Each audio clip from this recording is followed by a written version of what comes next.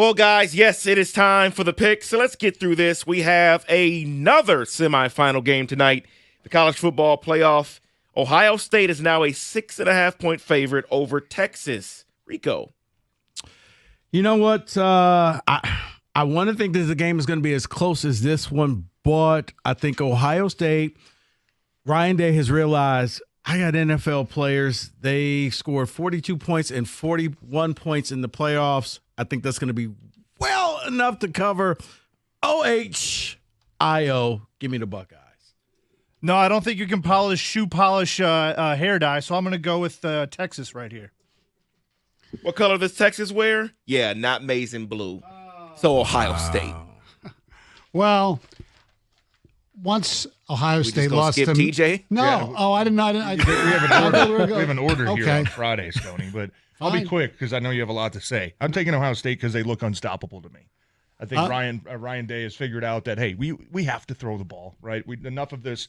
Let's prove how tough we are and keep it on the green. Right, there's a time for that, but what Jeremiah Smith is doing, man, that kid could play in the NFL next year. He is special, that receiver. He is impressive. I think Ohio State wins big. They say he'd be the number one pick of the draft. I said when Ohio State lost to Michigan that Ohio State basically just cemented their national championship. I stand by it. It's going to be a blowout tonight. Buckeyes. Let's go over to the NFL. And the first game on Saturday in Wild Card Weekend will be the Chargers visiting the Texans. The Chargers are the 3-point favorite. Rico. Really? Huh. You know what? This game's going to be in Houston, and I think we're burying C.J. Stroud a little too soon. They were struggling. They kind of had a bye week. Stroud, I think, went out there and threw 6 passes. Texans are going to bounce back. He won't leave his receivers out to dry. They will just flat out win the game. How about that? Jim Harbaugh has this offense moving, hasn't scored less than 34 points in the last 3 weeks. Give me the Chargers. Well, I just changed my pick on the fly. You know what? I got to believe in the Houston Texans. I know there's a lot of snow in the Dallas area. There'll be heat in Houston. Let's go Texans. I'm taking the Chargers. I think that C.J. Stroud's disappointing season finishes with a disappointing end. He just hasn't been the same, especially without Diggs, without Tank Dell. I think it's just too much to ask out of him to go do it all himself. He's not capable of doing that. Chargers feel like they got the right pulse going into the playoffs, a lot of confidence. I think they win. Easy. Harbaugh owns C.J. Stroud. However, I just love the home dogs. Bark, roof, roof. Give me Houston. That's a sick dog right there. That is That dog's on his amazing. last leg. Right. Let's go Poor over old Sparky. to the last game on Saturday night. In the last game for Mike Tomlin, Steelers at Ravens. Ravens 9.5-point favorites in this game.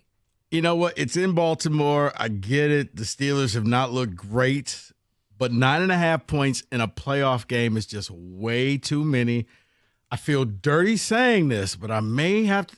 I'm going to take the Steelers and the points. I don't think you're that bad, David. Can you please get Mr. Dangerous to show up and not just play? I'm with you, Rico. David has no faith. He said it was Tomlin's last game in Pittsburgh. I disagree. Plus 9.5, double-digit victory in the playoffs. It's a lot of points, man. Give me the Steelers. That's exactly how I feel right now with the Pittsburgh Steelers.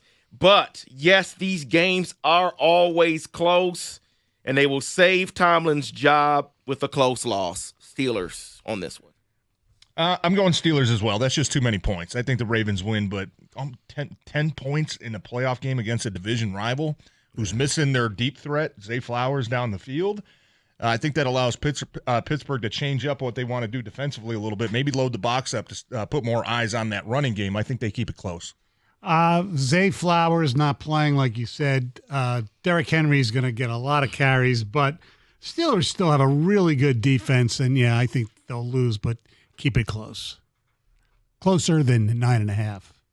Let's move over to the Sunday games. Broncos, rookie quarterback Bo Nix is going against the Bills in Buffalo. Take note, guys. The line has changed to 8.5 Buffalo.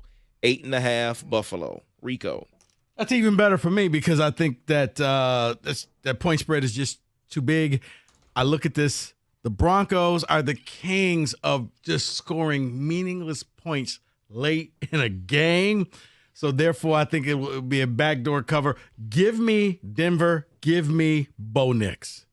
Yeah, I'm taking the road dogs here as well. The Broncos, Bo Nix. Sean Payton's coaching them up real well. I don't think they win or even come close, but 8.5, too many points. Right. Because, Kenny, they are known for just that touchdown with a minute to go in the game, and we'll try an onside kick. Well, that's good enough for me because I'll win that. Yeah, good try. Not enough points. Bills are going to destroy the Broncos in this one. Bills.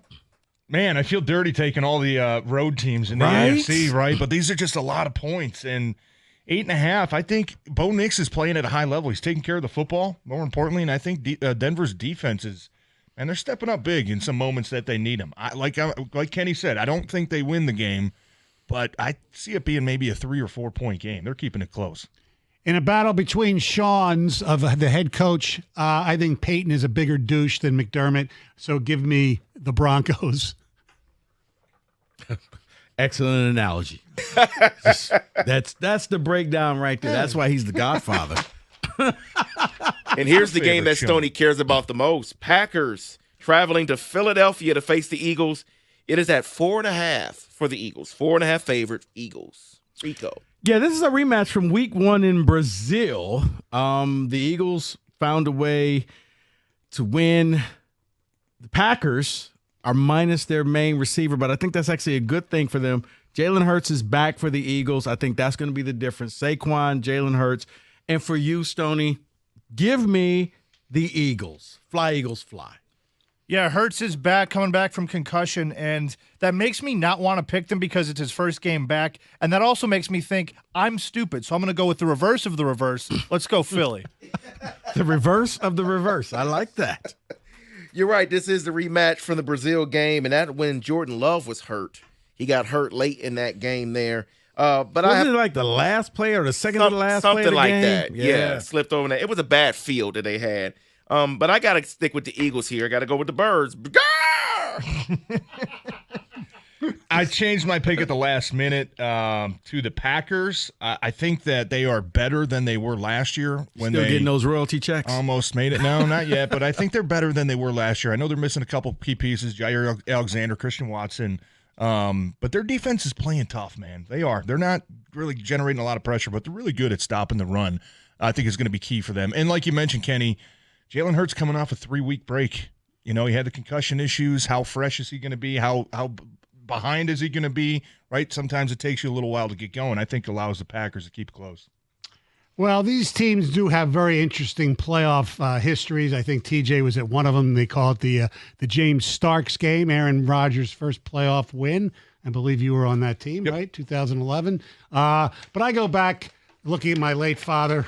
1960 Eagles beat the Packers in the championship game. Oh, way back. Yes. There footage of that? The only playoff game Bart Starr lost. Fly, Eagles, fly. No, you got to do the animal sound. Go ahead, David. I don't do birds. Let's go over to Tampa Bay, where the Commanders are visiting the Tampa Bay Buccaneers. Bucks favored by 3. You know what? I look at the Commanders. I look at Jaden Daniels. He's a rookie quarterback. It's new for him. I like this game. I like both teams. But I think in the end, Baker Mayfield is just tough as nails. Baker will find a way. They also got Bucky Irvin as a running back. Give me the Bucks. I find Baker massively annoying, primarily because he busts the Lions' ass every so often, but also every time I pick against him, I end up being wrong. So I'm going to go with the Bucks here. So Interesting. the reverse of the reverse of the reverse. Exactly. Interesting here, this stat here. So Evans and Lattimore are going against each other. Lattimore, when they've met 12 times, when Lattimore's playing against the Saints mostly, of course, 16 catches for Evans, 309 yards total in those 12 games. So I have to believe that matchup hurts the Bucks. So I'm going with the Commanders in this game. I'm going with the Bucks because I think Marshawn Lattimore is banged up, and I think that coach came out today, For real, Quinn, and yes, said, he "You know is. what? We expect him to play, but how effective is he going to be slowing Mike Evans down? And I think this really has a lot of potential for a Sunday night shootout. Just two offenses throwing haymakers back and forth, big plays galore, which I'm going to give the edge to Tampa Bay on that one. I agree. It's going to be a game where their haymakers are going back and forth, which means it'll be close. So give me the Commanders. And finally, you got the Vikings visiting the Rams in Arizona. 2.5-point favorite for the Minnesota Vikings. Rico. You know, with the game moving, really, I don't think it matters because the Rams don't have fans. Let's face it. It's the dirty truth. They don't. Nobody goes to the games in L.A. But I think that the Rams will rally for the community, for everything going on out there. And 2 words, people. Lions hangover. Give me the Rams. I actually think Minnesota ends up winning this game, but I think it comes down to a last-second field goal. The Rams will cover, but the Vikings will win. Okay, Stoney. What are you talking about, Rico? There will be 750 Rams fans, season ticket holders there. They will be getting on that bus from L.A., traveling to Arizona Whose house? to root on the Rams. Crickets. And it won't help them. I'm going Vikings in this game.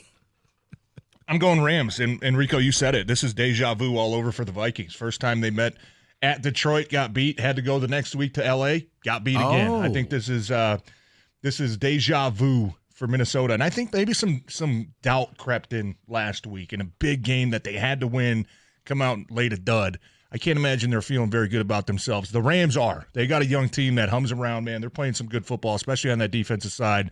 I think the Rams get it done in probably a lower scoring game, 23-17 type of way. Well, factually, you're correct that the Rams, they went out to, or the Vikings went out to Minnesota and lost. Or Vikings went out to L.A. and lost. It was the week after they played the Lions. Yeah, too. but they're not going to L.A. Well, they're going they're to Arizona. And Justin Jefferson is going to be possessed. Even though he has an idiot throwing him the football, it's going to be enough. This is a Justin Jefferson game. Give me the Vikings. Well, he's going to have to make a lot of miraculous catches. He will. What we saw last week. And those are the picks. 97-1.